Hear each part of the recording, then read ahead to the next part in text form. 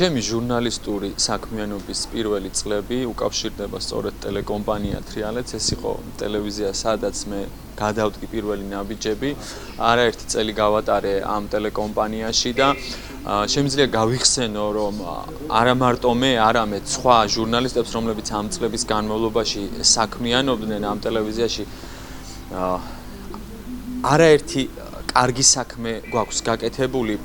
საზოგადოებისთვის პირველ რიგში ჩვენ გაგვიკეთებია რეპორტაჟები უსახკარო ადამიანებს და სწორედ ჩვენი სიუჟეტების შემდეგ მათთვის გადაუციათ სახლები. ჩვენ გაგვიკეთებია რეპორტაჟები სოციალურად დაუცველ ადამიანებზე, რომლებსაც სახელმწიფო არ აძლევდა სოციალურ დახმარებას და ამ სიუჟეტების ეთერში გასვლის შემდეგ მათთვის მიუციათ სოციალური შემწეობა.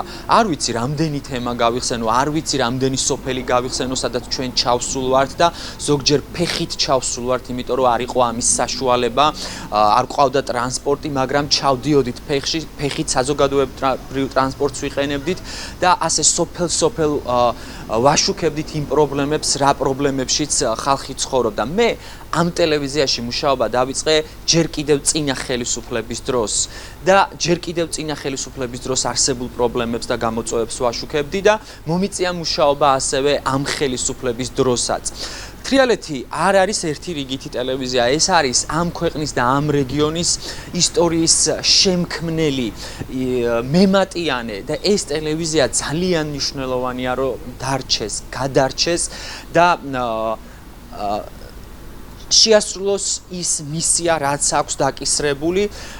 ეს ტელევიზია იყო არაერთი წლის განმავლობაში საზოგადოების, ასე ვთქვათ, პრობლემების სააშკარაოზე გამოტანის ჰაბი და ჩემი აზრით ძალიან დიდი უსამართლობა იქნება თუ ეს ტელევიზია შეწყვეტს საქმიანობას.